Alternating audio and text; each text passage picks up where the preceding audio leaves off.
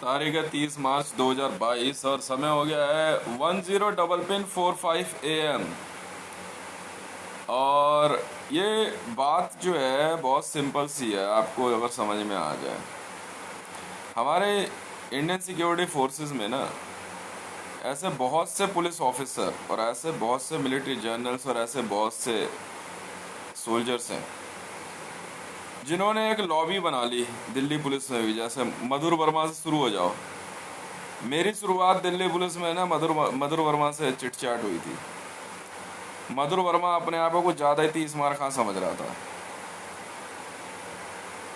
आज क्या हुआ उस बेचारे का, बेचारा ही बोलूंगा।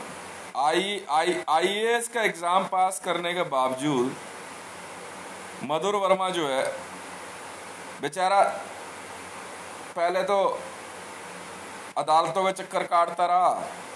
सीनियर्स ने उसकी वो बेइज्जती करी, मधुर वर्मा की इतनी बेइज्जती करी थी कि आप सोच नहीं सकते। उसके बाद उसकी वर्दी फाड़ दी गई। ठीक है, वर्दी फाड़ने के बाद, हाँ, वर्दी फाड़ने के उसके घर वालों के सामने वर्दी फाड़ी गई है उसकी, और उसके घर परिवार को ब्लैकलिस्ट कर दिया गया। मधुर वर्मा ये डीसीपी रैंक पे आया था ना, जी हाँ, बाद में एडिशनल उस पे आ रहा था। उसका इतना बुरा, ये सब रिकॉर्डिंग है, इतना बुरा हाल किया उसका, कह रहे उसको बाहर निकालो। पता उसे बाहर वो छुप गया था, वो अंडरग्राउंड हो गया ड्यूटी ट्रांसफर के बहाने। इसको बाहर लाने का तरीका यूज किया इन्होंने, इसको एडिशनल सीपी का वो दिया। बंदा दौड़ा दौड़ा आ गया, कह रहा अब देखता हूँ कौन क्या कर लेगा। वो बेइज्जती करी इसकी भाई साहब बेचारे की। अब इन्होंने क्या करा, मोदी और इन सब के कहने पे कहते देख लेंगे क्या कर लेगा, इसके तो ट्रेनिंग हमने कभी देखी नहीं, ये है क्या। मेरे को इन्होंने बड़ा अंडर एस्टिमेट किया। मैंने अपने एक एक सेंटेंस में इनकी पूरी पूरी बटालियन धराशायी कर दी। मात्र 2 वर्ष की ट्रेनिंग सिर्फ इस बात की कि वेपन चलाने की और फिजिकल एक्सरसाइज, और कुछ नहीं। और मुश्किल से एक किताब पढ़नी होती है, उसमें जो है बम बंदूक और तोप की स्ट्रैटेजी नाम की कोई चीज नहीं। कुछ एक कॉम्बैट ऑपरेशन कर लिए होंगे, और वो भी क्या, भारत से बाहर थोड़ी। एक वो उरी का उधर किया था, बाकी तो बंदूकें लेके खड़े ही रहते हैं।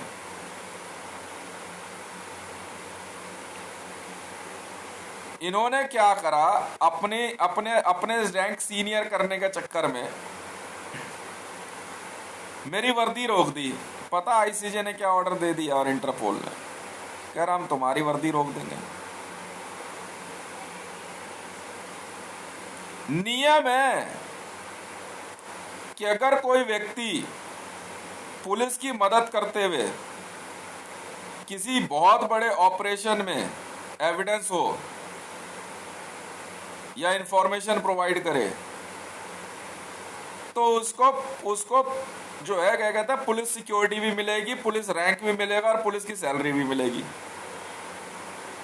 इनमें से किसी को पता नहीं था असल में कि मेरे अंगूठे पे दिव्य अक्षर है, नए नए आए होंगे। बाकियों ने सोचा छुपा देते हैं, इसको पता कैसे लगेगा। मीडिया में जिस दिन फराह इकरार भारत आई, हाँ, फराह यूसुफ आने के बाद उसने एनडीटीवी में और बाकी जगहों पे बैठक करी, और मैसेज जो है रावी पीरज़ादा के थ्रू जो है प्रधानमंत्री कार्यालय पहुंचा दिया इमरान खान के कहने पे। कह रहा बोल दो जी, इसे इग्नोर कर दो। तुम इग्नोर कर दोगे, इंटरनेशनल कम्युनिटी थोड़ी करेगी। उन्होंने रगड़ दिया इनको तबीयत से थूक लगा के, और ऐसा रगड़ दिया कि आईसीजे ने क्या करा, सुप्रीम कोर्ट में से सबको लात मार के बाहर निकाल दिया, और खुद आईसीजे यहां है अब सुप्रीम कोर्ट में। अपनी प्रमोशन के लिए एक कांस्टेबल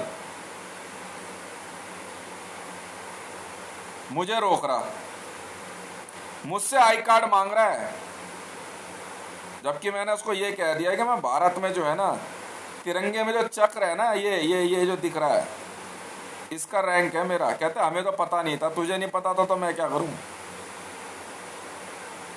तुझे नहीं पता था तो मैं क्या करूं? मैंने मेरी ताकत देखनी है, हैं? तो भारत में मनमोहन सिंह, पी चिदम्बरम जैसे ये उम्र दराज लोग मुझे नोटबंदी पे चैलेंज कर रहे थे। खुद संसद के अंदर कांग्रेस जैसी विपक्षी पार्टी का नेता राहुल गांधी जाके मोदी को गले लगा रहा है, तो सोच लो क्या हालात हैं। पब्लिक बन गई बेवकूफ। नोटबंदी का असर क्या आने वाला है, ये बात किसी को पता नहीं थी। मैंने एक दिन कह दिया इनको, मैंने कहा मैं 130 करोड़ जनसंख्या को ना अपने पैरों में झुका के दिखाऊंगा, और आज मैंने साबित कर दिया। अब इन्होंने क्या करा कि मेरा international global citizen debit card, America की और इनकी आज की थोड़ी ठनी है। असल में क्या हुआ कि जो मेरा ग्लोबल सिटीजन डेबिट कार्ड आया ना, तो वो जो है क्या कहते हैं, प्रधानमंत्री कार्यालय ने जो है क्या कहते हैं इंडिया पोस्ट को फोन करके रुकवा दिया। मेरी पोस्ट और मेरी डाक आज से नहीं रुक रही।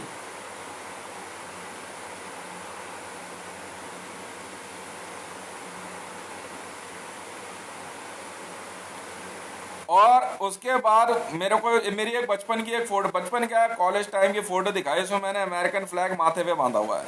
अब यहाँ पे बात यहाँ से शुरू होगी। अब तो इन्होंने क्या करा, आरएसएस वालों ने मेरे घर परिवार, उसी दिन से मेरे घर परिवार वाले एंटी हो गए, मेरी वाइफ के साथ बदतमीजी और ये सारे खेल ऐसे। बोला हम बताएंगे ना सीआईए एजेंट का हम क्या करते हैं। मैंने कहा अच्छा, मारता बहुत हूं मैं। उधर छोड़ दे यूनाइटेड स्टेट ऑफ अमेरिका, मैं अकेले ही काफी हूं तुम सबके लिए। मैंने बोल दिया अपनी टीम को, मैंने कहा मेरी चिंता छोड़ दो, मैं मरूं या बचूं, मैं कहा आप अपना कार्य करते रहे। जब यूनाइटेड स्टेट ऑफ अमेरिका की बात आई तो मोदी पहुंचा सीधा इमरान खान के पास, और इंडियन आर्मी ने और पाकिस्तानी आर्मी ने मिल करके जो है आपस में कोलैबोरेशन कर लिया रूस की आर्मी के साथ। देखो कितनी बड़ी बात है। कह रहे अमेरिका को हम संभाल लेंगे। और मुझे भारत सरकार में जो है इंडियन आर्मी ने, जी हाँ, सीआईए एजेंट डिक्लेयर कर दिया। और एक खुफिया मीटिंग में रिसर्च एंड एनालाइजिंग विंग और आईबी वाले, पर इनको में से किसी को ना ये याद नहीं रहा है कि मैं ही वो व्यक्ति हूं जिसके अंगूठे पे हिंदी का अक्षर रच लिखा हुआ है। यहाँ ये देख लो। और मेरे घर से जो है क्या कहते हैं बहाने से, फोटोग्राफ देखने के बहाने, मेरी वो फोटोग्राफ जो मैं वैष्णो देवी गया था, जो माथे में मैंने जो है क्या कहते हैं फ्लैग बांधा हुआ था, वो फ्लैग क्या था, 20 रुपए में यार रुमाल खरीदा था।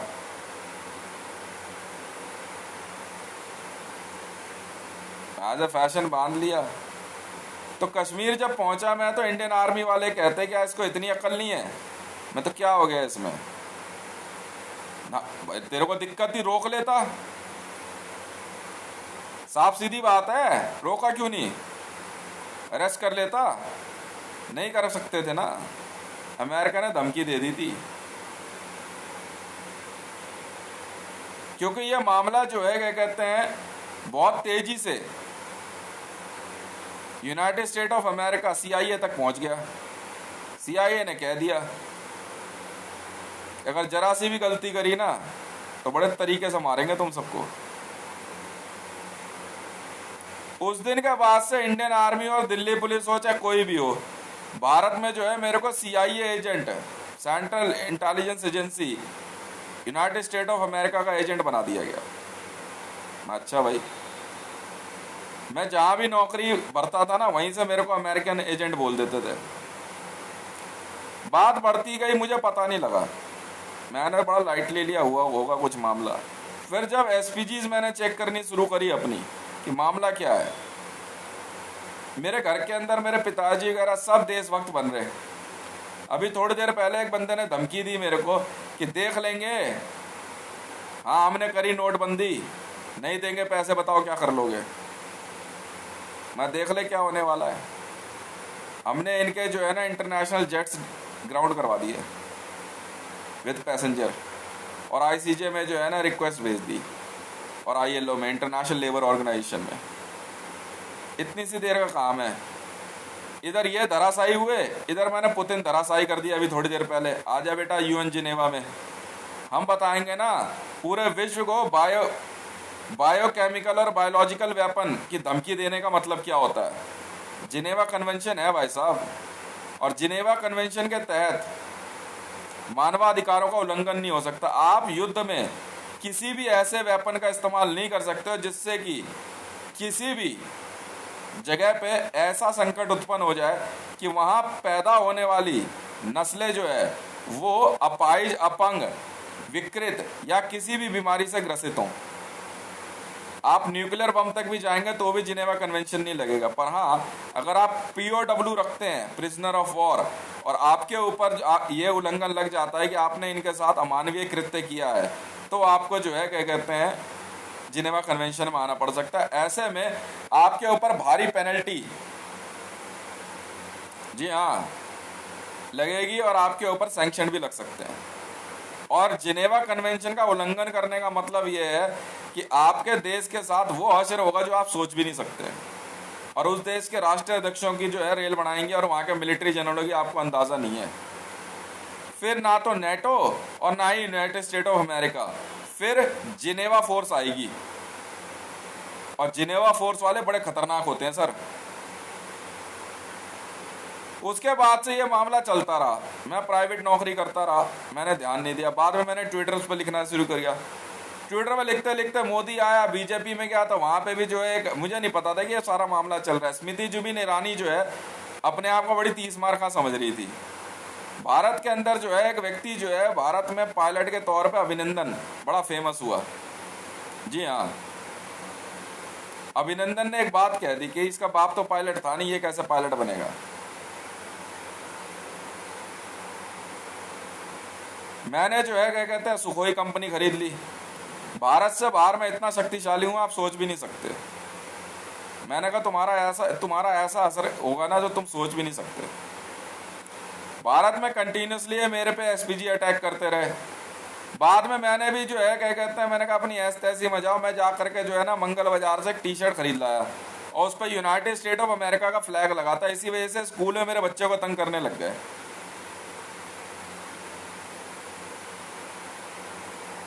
मैंने अपने बच्चे को ट्रेन करना शुरू किया। मैंने तुम कुछ कर लो मेरा, इसीलिए आईबी वालों ने कहा तो अपने पैसे का इंतजाम खुद कर लियो। मैंने तो कर ही लिया भैया। मैं तो साफ कह दिया मैं तो यहाँ बैठा हूँ, जिसमें दम हो मेरे से क्या कहते हैं पंगे लेके देख ले। क्योंकि जी हाँ, सुमन के पिताजी जो है ना वो आरएसएस में थे। जी हाँ, वासुदेव मंडल का सबसे बड़ा बेटा मोदी ही था। बेवकूफ समझ रहा तू मेरे को? बताऊं आरएसएस कहाँ की है, हैं?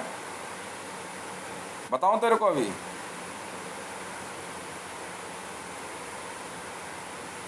वाह भाई वाह। अब इन्होंने कर दी नोटबंदी। नोटबंदी करने के बाद जो है हालात इनके ऐसे हो गए कि इंटरनेशनल लेवल पे जो है इनके गोल्ड हो गया जब्त इनका। नए नोट छापे तो उसका भी गोल्ड देना पड़ेगा। ठीक है, अब इनके साथ वो हालात हो गए, ठीक है, कि नंगा नहाएगा क्या और निचोड़ेगा क्या। तब यूनाइटेड स्टेट ऑफ अमेरिका की आर्मी ने जो है क्या कहते हैं इनका वो असर किया आप सोच नहीं सकते। मुझे F-35 पसंद आया भारत के लिए। अब अमेरिका जो है क्या कहते हैं वो कमीशन तो देता नहीं है। लॉकहीड मार्टिन की सीईओ खुद भारत आई, ठीक है, F-35 चाहिए, ठीक है भाई हम दे देते हैं, क्या दिक्कत है।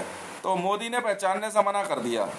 राफेल सौदे में इन्होंने जो है फ्रांस से जब सौदे की बात करी तो उसमें जो है मोदी खुद, अब देख रहे हो भारत की में न्यूज़ गायब है। ये है भारत का पेड मीडिया। राफेल की जांच जो है अभी फ्रांस में चल रही है सर, केस रजिस्टर्ड हो चुका है।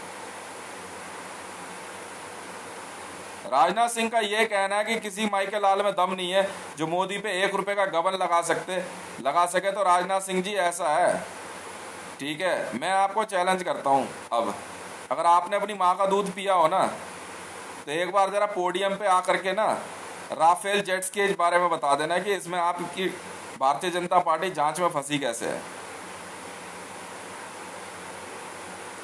आपकी गवर्नमेंट है, आपका राष्ट्रपति है, आपकी एयरफोर्स है, आपने राफेल सेलेक्ट किया है, आप लेने गए थे सर, फिर जांच में कैसे फंस गए सर? और साफ साफ जो है क्या कहते हैं उसमें करप्शन है। जवाब दे सकते हैं? भारत से पहले नोटबंदी करने वाला देश पाकिस्तान है सर। नोटबंदी में जो है पाकिस्तान भी कंगला हो गया और भारत भी। मुझे सीआईए एजेंट बताने के बाद जो है, जी हाँ, सबूत के साथ, खुद हाथ में एप्पल आईफोन लेके घूमने वाले मुझे सीआईए एजेंट बताते हैं।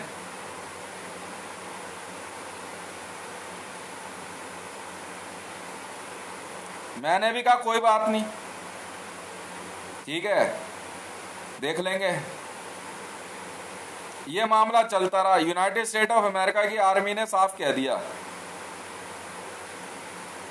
कि तुमने जो है, ये इन्होंने एक मीटिंग बुलाई, यूनाइटेड स्टेट ऑफ अमेरिका की आर्मी को इन्होंने फ़ोन करके और सीआईए को इन्फॉर्म करके एक मीटिंग बुलाई। उसमें खुद ये सब मौजूद थे। और ये जो बंदा अपने आप को एनएसजी चीफ बोलता है ना, अमरजीत कर्म है, जी हाँ, असल में इसका असली नाम अकबर खान है, मुसलमान है ये भी उस मीटिंग में मौजूद था और हमारी टीम के लोग भी थे, इसके लड़के भी मौजूद थे। हमारी टीम बोला था, सीआईए के लोग भी मौजूद थे और यूनाइटेड स्टेट ऑफ अमेरिका की आर्मी के भी। इन्होंने मेरी फ़ोटो निकाल के टेबल पर रख दी और कहा ऐसा है, हमने आपका एजेंट पकड़ा है। तो उन्होंने पूछा कौन है भैया हमारा एजेंट आपके यहाँ पे? तो इन्होंने डील के बदले पैसे मांगे। कह रहे वो तो बात की बात है, हम नेगोशिएट नहीं करते हैं। इन्होंने फ़ोटो दिखाई, उन्होंने फ़ोटो उठा के देखी तो उन्होंने साफ मना किया, कहते कि ये हमारी टीम में से तो नहीं है। ये आपको किसने इन्फॉर्म किया? कह रहे है ये आपके देश का जो है क्या कहते हैं सीआईए एजेंट है। इसने देखो माथे पे जो है वो भी कलाकार है, इसने सर पे जो है यूनाइटेड स्टेट ऑफ अमेरिका की आर्मी का फ्लैग बांधा हुआ है। तो इसका मतलब एनएसजी वाले आईएसआईएस से हो गए? जवाब आपको देना पड़ेगा सर, मैं नहीं दूंगा। तो उन्होंने कहा कि ये आप ही कह रहे हो ना, ये भारत का नागरिक है। इनके पास कोई जवाब नहीं था। कह रहे कि आपके हिसाब से ये सीआईए एजेंट है? बोले अब तो नहीं था पर अब से है। इन्होंने फोटो उठाई और अपनी जेब में रख ली। कह रहे हम तो पता कर लेंगे कौन है, कहाँ रहता है, पर आज के बाद जो है ना इसको हाथ लगाने के मत सोचना। तो जो बंदा चिल्ला रहा है ना, अमरजीत कर्म, अकबर खान, बड़ा चहक रहा था। सीआईए वालों ने बिना देर करे इसकी आंख के आगे इसके लड़के काट दिए थे, जी हाँ, और बाकियों को लात मार के भगा दिया था उस मीटिंग में से। उस दिन ये हुआ था। है तुम तो बोल के दिखाइयो। अब ये था एनएसजी में। उस दिन से जो है ना एनएसजी वालों को, जी हाँ, ताज हमले के अंदर जो बंदा बस के अंदर, हाँ, मुंह पे हाथ लगा करके बैठा हुआ, ताज हमले के बाद वहाँ पे एनएसजी की बस में जब कमांडोज चढ़ने शुरू हुए तो एक बंदे का चेहरा कैमरे में दिखाई देता है, ये वही आदमी है। तू मुझे बेवकूफ समझ रहा है?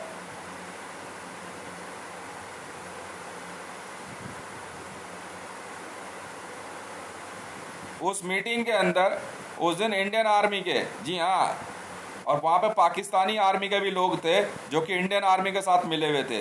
ये वही 7 लोग थे, 8 लोग थे जिनकी हत्या हुई थी। क्योंकि इन्होंने साफ कहा था सीआईए को कि जब तक आप सोचोगे ना तब तक हम इसका सर काट देंगे। कह रहे वो तो तुम भूल जाओ। और सीआईए वालों ने जो है बिना देर करे पाकिस्तानी आर्मी और इंडियन आर्मी के सबके सर काट दिए थे वहीं पे। कह रहे जिस सर पे अमेरिका का फ्लैग बंध गया ना उस पे उसको हाथ लगाने की मत सोच लेना, यही असर करेंगे तुम्हारा। ये थी वो असलियत भारत और पाकिस्तान के बॉर्डर पे भारतीय सेना के सिपाहियों का सर काटे जाने की। जी हाँ।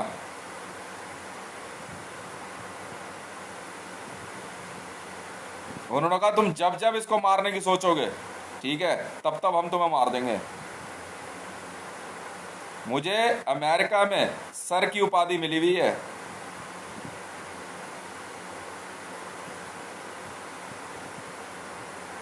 कह रहे जिस सर के ऊपर यूनाइटेड स्टेट ऑफ अमेरिका का फ्लैग बंद गया ना, उसके बारे में सोच भी मत लेना।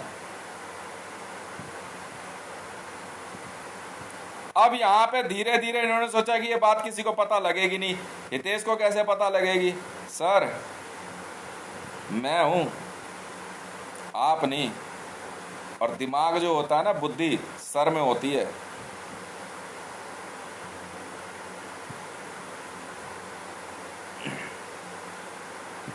आराम से इन्होंने क्या करा, उस मीटिंग को जो है सारा सारा ठीक रहा, पाकिस्तानी आर्मी पे फोड़ दिया।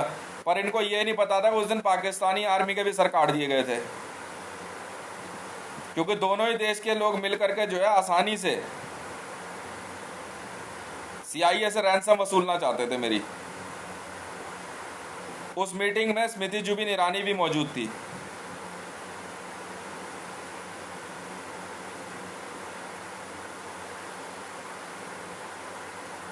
मैंने भी इनको कहा भैया, अब मैंने जब एसपीजी चेक करनी शुरू करी ना, मैंने कहा जरा अब निकालो जरा इनकी।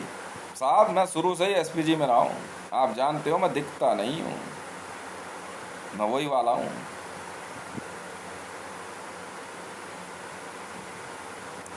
बड़े प्यार से जो है मेरे घर के अंदर मेरी वाइफ, मेरे बच्चों को जो है प्रताड़ित करना और जो लज्जित करने में लग गए ये लोग,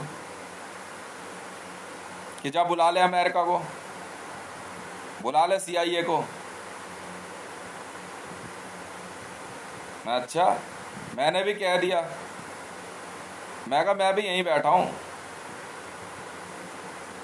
जिसमें दम हो ना, ठीक है, कभी भी आ जाना और राह चलते रास्ता रोक लेना, बताओ आना कहाँ है। तो फिर कहानी और बातें बनाने लग गए। कह रहा हम तो इसे जानते नहीं, हमने तो इसे देखा नहीं।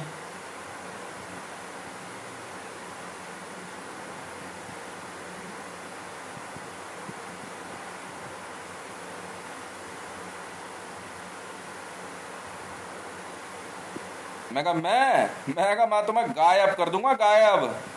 क्या बात कर रहे हो तुम? समझ में आई? तब इन्होंने जो है बेंजामिन नेतन्याहू से बात करी, यार इसको मारना तो है, जैसे कमलेश तिवारी की हत्या की गई। कह रहा मारने के बाद जो है, हाँ, सीआईए ने पकड़ लिए बंदे इनके। कह रहा सोच तो सही एक बार।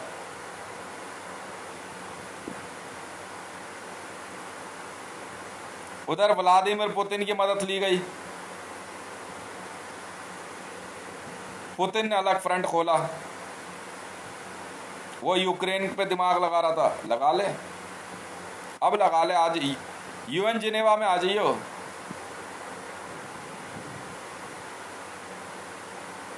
ठीक है, और तू अकबर खान,